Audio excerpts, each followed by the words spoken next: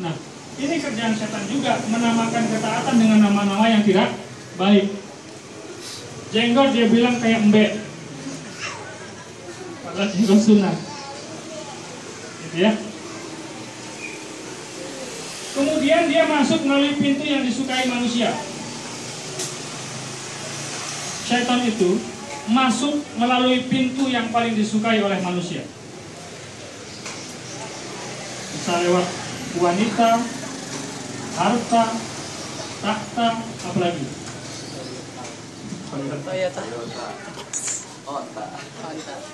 Harta, tahta, Toyota, onta, apalagi. Gitu ya. Kemudian yang kelima, jurus setan menyesatkan manusia secara bertahap. Dia itu jago, Pak. Seperti tadi itu kan awalnya bela diri, betul nggak? Betul. Dikasih ujangan spiritual. Jangan sampai kamu melakukan ini dosa. Tapi ujung-ujungnya pewarisan syahadat. Judulnya itu yang bikin sakit hati kita. Katanya pewarisan syahadat, kok seperti itu?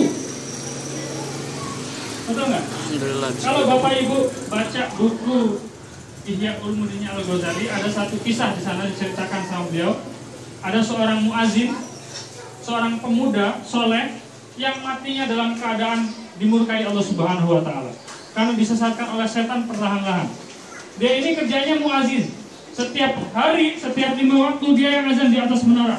Hayya 'alas shalah. Dia yang azan. Hayya 'alas shalah.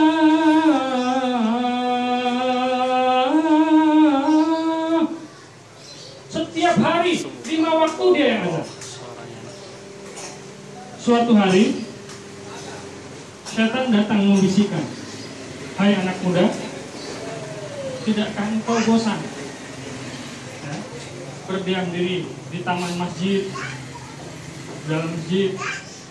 Cobalah engkau longok ke bawah. Di bawah itu indah." Hanya dari atas menara itu dia setiap kali selesai azan, yang biasanya dia langsung siap-siap sholat sunnah dan sunnah, itu dia ngelongok ke bawah. Kan tinggi gitu ya. Di bawah itu ada perempuan sedang jemur baju, Bapak Ibu. Perempuan sedang jemur baju. Dia pemuda normal. Insting biologisnya sebagai seorang lelaki normal itu yang tidak menyukai sejenis ya, karena sekarang banyak laki-laki abnormal menyukai sejenis. Itu memerintahkan dia, "Ayo lihat dulu sebentar." Lihat. Akhirnya dia pergi lagi. Besoknya dia pergi lihat lagi. Akhirnya kata iblis begini, "Kamu itu laki-laki, menikah itu ajaran Islam. Udahlah sana kamu turun."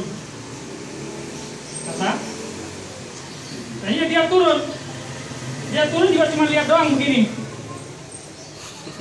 Kemudian dia balik lagi, naik lagi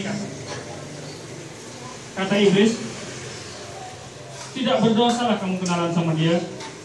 Orang menikah itu ajaran Islam." Kayaknya dia kenalan. Sudah kenal, dibikinin teh sama perempuannya. Dibikinin apa?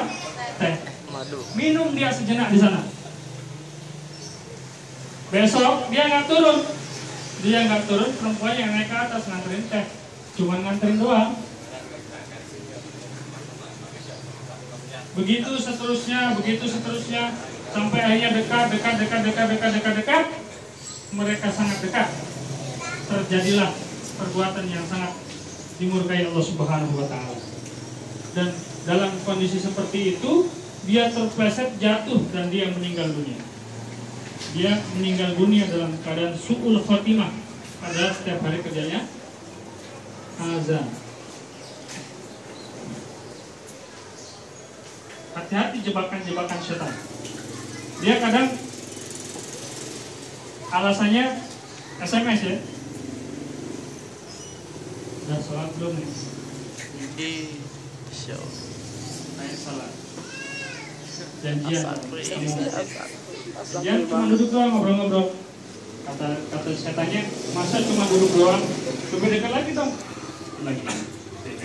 Masa cuma gitu doang? Begini tangannya, begini.